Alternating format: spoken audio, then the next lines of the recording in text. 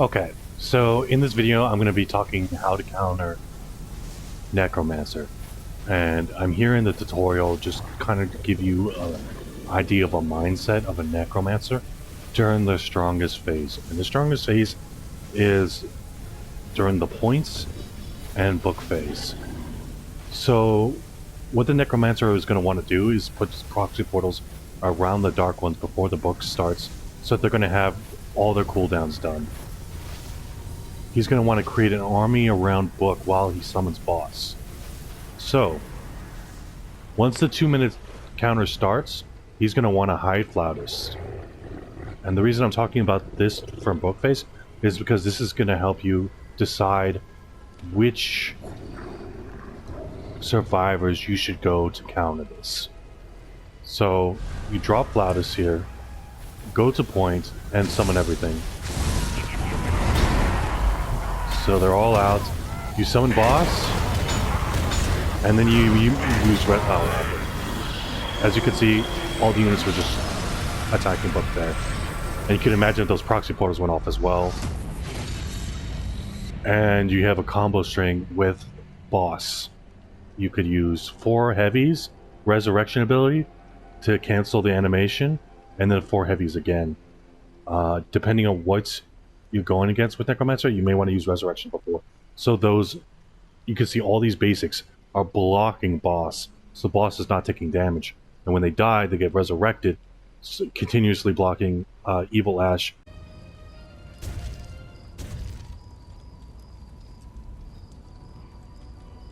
So, when you're going up against Necromancer, you're going to have 2 things. You're going to need singular target burst damage, and you're going to need an area of effect damage survivor. So the area of effects damage survivors is Ruby with her ability, Scotty with collateral damage, or a hunter with the grenade launcher, or explosive crossbow. So the problem with the explosive crossbow and the grenade launcher is that the hunter can output more damage than a warrior. So you really want your hunter to be the burst damage, and your warrior the area of effect damage. So Flautist provides a 33% damage reduction to units. And this is why you kind of want to go for Flautist during book phase, because of this damage reduction. The problem with that, if somebody's going for Flautist, you're losing out on DPS as well. The damage increase of 75% doesn't go towards book, so that's not really necessary. You're just worried about the damage reduction. So what you need to do is really counteract, make Flautist pointless. So, and the best way to do that, I feel like, is with 2 leaders. So you would go Ruby and Annie, Hunter Ash, and you can either go Support Ash or David. The reason I say Support Ash is because he can mark targets, so he can mark boss, and Hunter Ash will be doing a ton more damage. Annie will be boosting the balance bar of the double barrel that Hunter Ash has, and will be boosting the damage of a grenade launcher that the Ruby has. Now the Ruby needs to use the grenade launcher because she's going to be outputting more damage than Annie with it, thanks to Quick Study. So she's going to be doing that 20% extra damage, and that's why I kind of have my Ruby spec for balance bar and hollow points, because I'm not going to get headshots with explosive crossbow or grenade launcher with Ruby. As for my Annie, this is my build, and you want balance bar here, Sing Stars, because you're going to be doing more balance bar with your melee. You want to get a sledgehammer as well with Annie, and this would be perfect during the other parts of the book phase, where he's just possessing basics and elites. Normally, I would spec one more into this, and you would be getting your ability back faster thanks to Ruby. So you're going to be able to get this 35% extra damage as well, and it lasts for 17 seconds, and not to mention her passive here. So you could really use any hunter, to be honest. Like, the only reason I say that Hunter Ash, you should use Hunter Ash, is because of the balance bar, and not because of his ability, right? Ability-wise, what is the best thing to go against Necro? It would be Amanda's ability. You could get a boomstick and then have like one bullet left, and then use her ability, proccing that 25% extra damage that you get here from last chance. Okay, it's 20%. Last chance.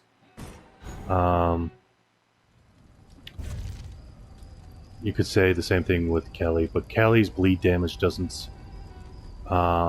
isn't increased because of Ruby and Andy, and that's why I think Amanda is better. You can even say Ed is also a good counter as well, because it's easy for him to go for Flatus during both points. Right? He could use his ability to disarm traps, and go for Flatus. The thing is, if you're going against a good Necromancer, they're going to use proxy portals to protect Flatus as well, and you can get stuck on staircases with Ed. So in this way, I don't think it's really necessary to go Ed. And he does have a weapon mastery for the crossbow, but the double barrel does more balance bar damage. The reason I say David is good is too, because he could drop down his ability and Drink a Shams and giving that damage reduction to the rest of his team. David's very good. If you're going to run a David, like, you need to run a Ruby, and if you're running Ruby, it's best to run a David as well. So they kind of have very good synergy, and same with Hunter Ash.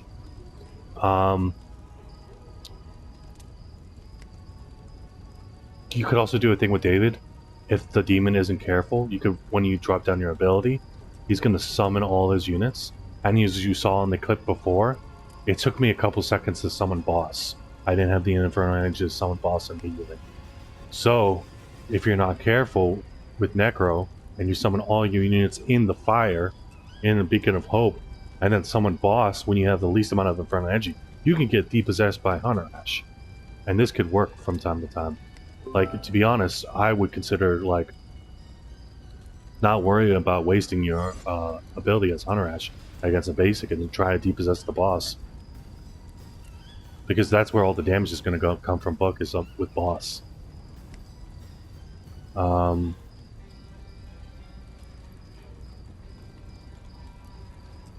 Characters I don't think are good against Necro. Like, you can go Mia as well. So, like, if you went Mia, you can go... Your Hunter could be using an area effect weapon, like a grenade launcher or explosive crossbow. So you could go Mia, Ed, Ruby, and another support, Blacksmith.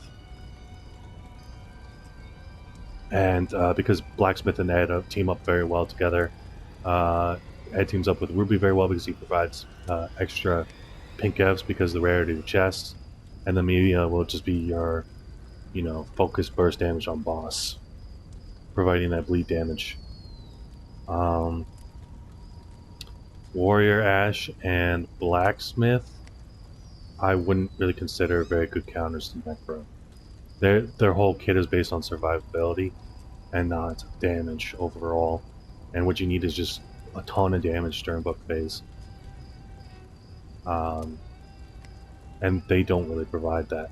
Like, Warrior Ash does have the chainsaw mastery, but the mechanics for the chainsaw, you can get knocked out of your heavy animations with the chainsaw very easily. So you end up having to spec into light. The light version of the attacks here. Right here. Sting like a bee. So your light attacks do more damage. and so you're just not overall doing enough damage. And Shield Blast, yeah, knocks enemies back away from Book, but it doesn't do enough damage to the units. So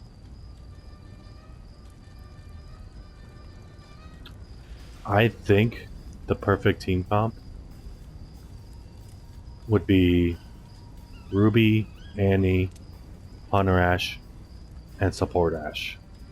Because as soon as you get rid of Boss, that's when you could really start, destroying the rest of his forces. What Ruby needs to do is she needs to pop her ability as soon as you hear Flautist. That way it starts charging up. Once you kill the boss, Ruby uses her ability, destroying all the units around Buck. And this whole time she's also using a grenade launcher. When the units start getting summoned, that's when Annie needs to pop her ability. When David hears Flatus, he needs to throw his ability down on Buck. And Hunter Ash, you need to just focus on Evil Ash. I would even say like Annie needs to like help Hunter Ash not get hit by other units, because if he gets hit by some random basic or something, you're losing out on DPS on Evil Ash. Like, you want it to take at least like 4 shots to kill Evil Ash, and in those 4 shots you'll be able to get like 3 to 4 hits, when in reality the best thing to do, like, you want to get at least 8 hits with Evil Ash on Buck to really be doing a lot. So you'll be minimizing his damage by half if you pull it off correctly. So one last time: Ruby, Annie, Hunter Ash, and Support Ash. And you could replace the Support Ash with David. So yeah, that's the counter to Necromancer, in my opinion. If you have any other ideas of different characters you can go... Oh, let me add one more thing. If you just want to go Warriors, like most people like to play Warriors, I find, in solo queue, I think a better team comp would be Ruby, Arthur, Scotty, Blacksmith. And the reason for that is Ruby's going to be boosting Scotty's damage with the axe. Same with Arthur. Arthur provides more of a damage boost than Leader Ash and Brock to Scotty. And Blacksmith can pop an amulet, increasing Scotty's damage as well with the Lumberjack axe. So you have 3 characters that are just really boosting Scotty's damage, which is also boosting collateral damage that he has with his ability. So he's going to have all this damage towards Evil Ash. And you could replace Scotty with Mia if you truly want to. The problem with that is I think Mia's like a poor man's Scotty. You're not going to have the area effect that Scotty has. So you're going to be solely dependent on Ruby's quick study to destroy Necromancer's army. And you could be running out of ammo pretty quickly, and then you're going to be out of luck during book phase. Like, yeah, you could also use her ability, but if you don't kill boss fast enough, your ability go off, and it'll damage boss, but all those units will get resurrected as well. So then her ability becomes counterintuitive.